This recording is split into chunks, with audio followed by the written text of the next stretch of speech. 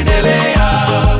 TARURA kufungulia barabara ufike kusikofikika. TARURA kazi inaendelea. Kwa majina naitwa Mhandisi Samson Pamphili, ni meneja wa TARURA wilaya ya Shinyanga. Nasimamia halmashauri mbili, Shinyanga vijijini na Shinyanga manispaa. Tuko kwenye barabara ya Gagi ambapo hapa tuko kwenye ujenzi wa daraja. Eneo hili lilikuwa eneo ambalo lilikuwa na mafuriko makubwa sana wakati wa masika.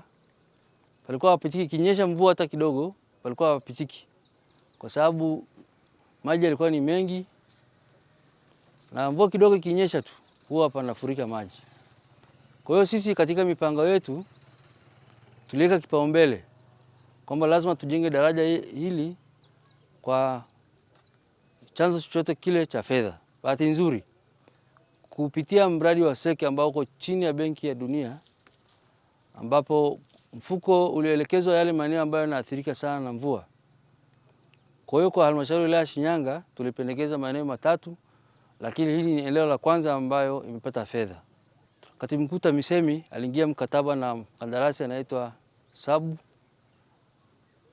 Investment, ambapo alisaini mkataba tarehe 15 mwezi wa 12 na kazi ameanza tarehe 29 mwezi wa 12. Ni mradi wa miezi 6.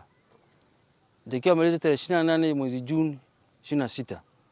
Lakini kwa sababu ya uhitaji wa hili eneo, tulimsihi mkandarasi atumie muda mchache daraja hili kamilike.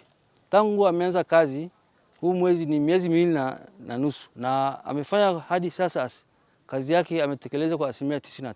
Kwa hiyo tunatarajia hadi tarehe 28 mwezi huu tunategemea kwamba daraja linapitika, tutakuwa tumebackfill hizi approaches, tutakuwa tumejaza kifusi daraja lipitike, na itakuwa imekamilisha siku 28 toka tumwage hili zege. Hii zege leo ina siku ya 14. Kwa hiyo ukipiga hesabu siku 28 bado siku 14. Kwa hiyo tunategemea tarehe 29 magari yatakuwa yanapita juu ya hili daraja. Hili daraja ilikuwa ni kilio cha muda mrefu sana. Mvua zikinyesha kama hiki kipindi cha masika, wa mama kuvuka ni tabu, walijifungulia hapa, lakini watoto kwenda shule mpaka wapatikane watu wa kuwavusha. Wengine wanavushwa kwa pesa, wakati mwingine mwenyekiti wa mtaa na wajumbe wake wanakaa hapa kusubiri kuvusha watoto. Kwa kweli ilikuwa ni adha kubwa sana. Lakini kwa hatua hii tuliofikia, mimi nadhani ni furaha kubwa sana. Kilio cha Wanabutengwa kimekwisha. Na daraja hili sio kwa ajili ya Wanabutengwa tu, litawafaidisha watu wengi. Tuna wanafunzi wanaosoma Ngokolo Sekondari, wanaishi Butengwa, watatumia daraja hili.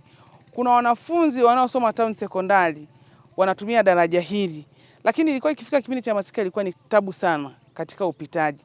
Lakini bado mpaka kina mama walikuwa wanalalamika, jamani, ikifika kipindi tuna sherehe, kipindi cha masika hatuwezi kwenda ukumbini usiku kwa kuogopa kwamba unaweza kaenda ukumbini ukarudi ukakuta mvua imenyesha ukakosa pa kuvuka.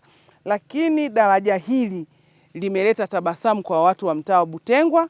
Kabla daraja hajajengwa hili, tulipata zahama sana kuhusu daraja hili. Mto huu ulifikia stage watu wanabebwa. Tunawadaka watu wenye kujua kuogelea wanawadaka. Na imefikia watu wa hii mmetujengea daraja hili, na mpaka dakika hili najengwa tumepata changamoto sana za kivuko cha kuvuka watembea kwa miguu. Kilichotengenezwa kikapitiwa na maji. Lakini baada kuna watu kimepitiwa na maji, daraja imejengwa haraka haraka. Nadhani muda sio mrefu itakuja kutengenezwa na kukamilika. Eneo hili lilikuwa eneo tishio sana kabla ya ujenzi huu wa daraja ambalo tunalo sasa. Tumepata changamoto nyingi kama viongozi kwenye eneo hili.